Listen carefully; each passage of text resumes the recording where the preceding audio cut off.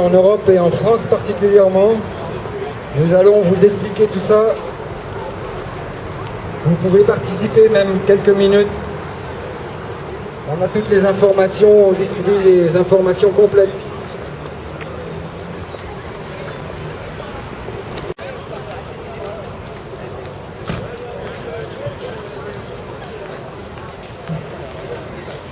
Article 13 de la Déclaration universelle des droits de l'homme. Toute personne a le droit de circuler librement et de choisir par des citoyens d'opinion et de convictions très diverses, enseignants, parents d'élèves, soutien, et par des organisations syndicales et associatives en réaction à des situations insupportables. Lycéens scolarisés depuis plusieurs années, menacés d'expulsion dès leurs 18 ans.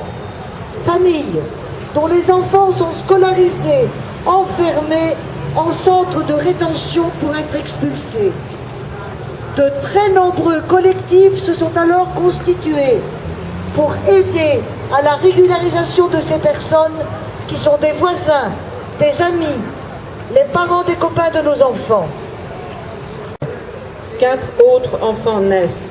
L'Office français de protection des réfugiés et apatrides, OFPRA, leur dénie le statut de réfugié avant qu'en 2007, la Commission nationale des demandeurs d'asile, CN... On grignote, on rabote sur les quelques aides sociales à leur portée. Parlons chiffres, c'est de saison. Au total, le bilan des coûts et des contributions des migrants au financement de la protection sociale produit un bilan positif de 3,9 milliards d'euros. C'est dans une récente tribune du JDD, signée entre autres par l'ancien commissaire aux solidarités actives et un député UMP. Cette affirmation s'appuie sur une étude réalisée en 2010 par l'Université de Lille. Ils doivent acquitter pour cela un droit annuel de 30 €. Ces 30 € sont évidemment un barrage. Encore plus nombreux seront ceux qui ne pourront plus se faire soigner. Du côté de leur localisation, la Caisse primaire d'assurance maladie modernise ses procédures. 2 de ces centres sont maintenant réservés aux demandeurs d'AME et interdits au reste de la population. L'Observatoire du droit à la santé des étrangers dénonce, sous couvert de la crise, la Caisse primaire d'assurance maladie sacrifie les sans-papiers.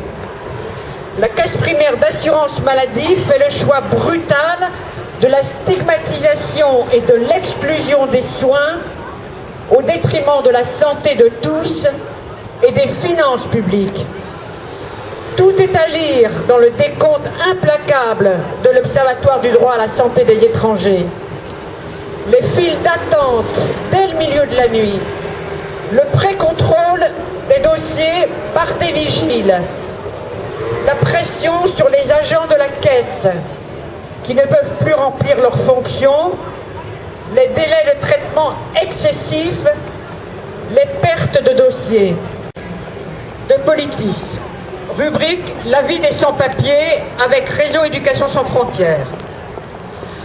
Albanais de nationalité serbe. Les parents d'Emir et d'Ezra, 6 ans et 4 ans, fuyant les persécutions, ont demandé asile en France début 2009. Celui-ci leur est refusé en novembre 2010. Juillet 2011, le préfet de Troyes arrête la mère et les enfants et les envoie au centre de rétention administrative de Metz. 253 km sous escorte. Libérés 3 jours plus tard, ils retournent à Troyes à leurs frais et perdent leur logement. Septembre 2011, la famille est arrêtée en préfecture où elle était venue se renseigner. Transférés au centre de rétention du Mesnil-Amelot, dans la Seine-et-Marne, 17 km, ils sont libérés le 3 octobre, donc une deuxième fois, par le tribunal administratif de Melun. Janvier 2012, la police débarque chez eux à 6 h du matin. transférés à Roissy, 170 km, où ils refusent de monter dans l'avion. Ils échouent de nouveau au centre de rétention administrative du Mesnil-Amelot. Le tribunal administratif de Melun les libère une deuxième fois.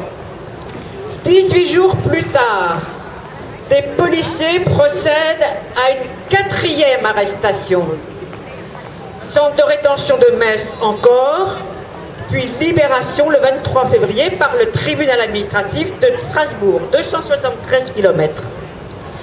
Qu'a donc fait cette famille au préfet de Troyes pour qu'il leur inflige ainsi des arrestations répétées, 4 au total, des emprisonnements, des audiences de tribunaux et des centaines de kilomètres sous escorte? Ce préfet de Troyes mérite vraiment d'entrer dans l'histoire pour son acharnement. Il s'agissait donc de personnes albanaises de nationalité serbe. Récemment, l'Albanie et le Kosovo ont été déclarés des pays non sûrs. L'année dernière, que le premier sujet de préoccupation des Français, c'est la viande halal. Ah non ? En août 2010, après le discours de Grenoble, le New York Times lui avait consacré un éditorial titré « Xénophobie, chasser le nom français ».